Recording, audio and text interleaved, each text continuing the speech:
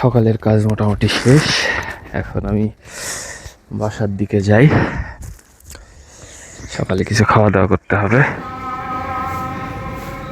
এই আমাকে দুটো সিঙ্গাড়া দিও।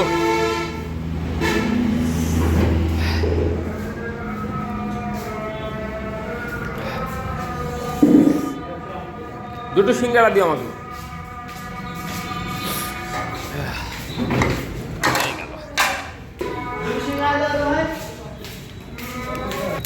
দুপুরবেলা করে আমি চলে এসেছি সিঙ্গাড়া খেতে। দেখি সিঙ্গাড়া মোটামুটি ভালোই লাগে খাইতে। পেঁয়াজ থাকলে দিও, হ্যাঁ, পেঁয়াজ মরিচ।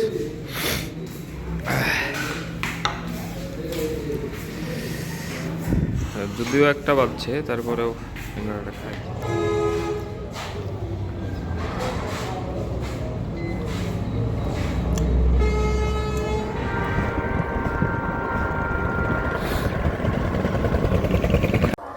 হ্যালো বন্ধুরা, আসসালামু আলাইকুম। কেমন আছেন সবাই? আশা করি সবাই ভালো আছেন। অনেক দিন পর, প্রায় 9 দিন পর আমি আমার খামারের দিকে আসলাম। তো এত পরিমাণ শীত এলাকায়, শুধু এলাকায় না, ঢাকার মধ্যেও প্রচুর পরিমাণে শীত পড়ছে। আমি যখন যাই তখন এই সাইডে ছিল আপনার সরিষাগুলো মোটামুটি হয়েছিল, কেবল বোনা বোনা অবস্থায়। এখন অলরেডি ফুল চলে আসছে। এখান থেকে আমি একটু কাছে নিয়ে দেখাই আপনাদের। হ্যাঁ, ফুল চলে আসে, সরিষার ফুল। হ্যাঁ, কিছুদিন পরেই সরিষার হবে, সরিষা উঠে যাবে আর কি, খুব দ্রুত, একেবারে 1 থেকে 2 মাসের মধ্যে সরিষার কাজ শেষ হয়। তো যাই হোক, প্রায় দীর্ঘ 9 দিন পর আসছি এখানে খামারে। তো আসার পরে দেখি আমাদের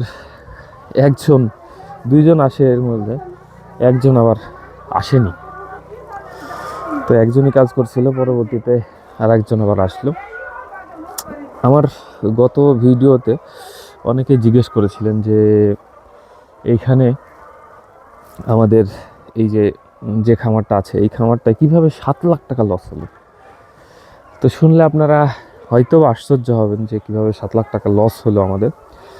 7 লাখ টাকা লস হওয়ার প্রধান হচ্ছে এই যে ঘরটা আছে, এই ঘরটা কিন্তু মোটামুটি যেটা আছে, ঘর, ফ্যান, হ্যান ত্যান, এই জিনিসগুলো তো আর নষ্ট হয়নি, এগুলো তো আছেই, ঠিকভাবেই আছে।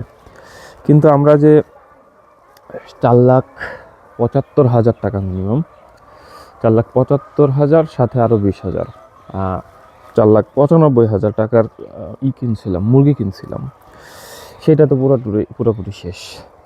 দ্বিতীয়ত ওরা ছিল প্রায় 1 মাস 17 দিন, 1 মাস 17 দিন ছিল। তো সেটাতে প্রায় 70,000 টাকার ওষুধ লাগছে, কারণ এদের তো কোনো ভ্যাকসিনেশন করা ছিল না। প্রত্যেকটা সমস্যায় জটিল হয়ে যাচ্ছিল, প্রত্যেকটা সমস্যা এখানে দেখতে পাচ্ছেন, প্রত্যেকটা সমস্যায় কিন্তু জটিল। তো যার কারণে এদের কিন্তু সমস্যাগুলো ঠিক করার জন্য আমরা যে পরিমাণ অ্যান্টিবায়োটিক্স, সাপোর্টিভ যে ওষুধ বা অ্যান্টিভাইরাল মেডিসিন, এগুলো ইউজ করছি, তো সেগুলো প্রায় 70 থেকে 75,000 টাকা। তারপরে এক মাস 17 দিন ছিল, প্রায় 1.5 মাস। ওই 1.5 মাসের যে খাবার খরচ, সেটা প্রায় 1.5 লাখ টাকা। 1.5 মাসের যে খাবার খরচ, সেটা 1.5 লাখ টাকা না হলেও মোটামুটি আপনি প্রতিদিন হিসাব করেন 1 বস্তা মিনিমাম, তাহলে 45 দিনে 45 বস্তা, সেটা যেটা হয় আর কি।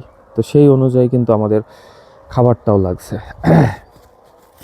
তো এইগুলো যোগ করলে যা হয় আর কি, 7 লাখ টাকা না হলেও 6 লাখ টাকার কাছাকাছি কিন্তু আমাদের যে লসটা।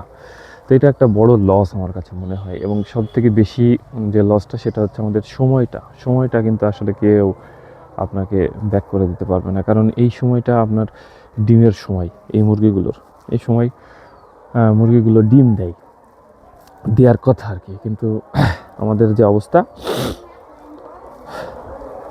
মুরগিগুলো হয়তো এতদিন থাকলে, ভালো থাকলে এতদিন ফুল প্রোডাকশনে চলে আসতো, তো সেটা হয়নি।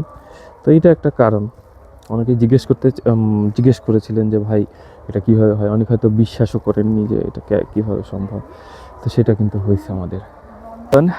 আমি আমাদের মেশিনটা স্টার্ট করার চেষ্টা করি, হ্যাঁ, দেখি হয় কি। যা,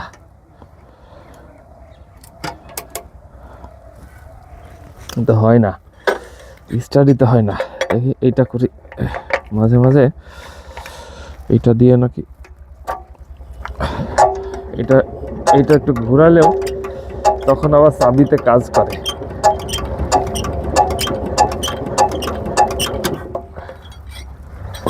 দেখা যাক। হ্যাঁ, কাজ হচ্ছে।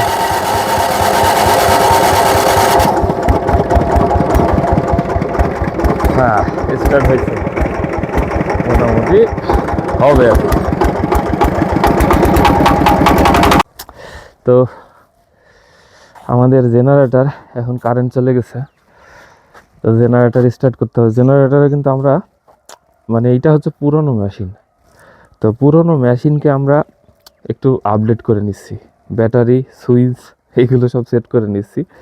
ওইটা হচ্ছে জেনারেটর, মোটামুটি ভালো মানের পুরানো জেনারেটর, কিন্তু অনেক ভালো মানের, তাই বলে বলে কিনছিলাম আর কি। তো এই যে সুইচ টুইচ সব আমরা নিজেরা সেট করে নিছি। এখন কারেন্ট চলে গেছে, আমরা চেষ্টা করব যে জেনারেটরটা স্টার্ট করার। জেনারেটর স্টার্ট করে আপনাদের দেখাবো যে কীভাবে এটা স্টার্ট হয়।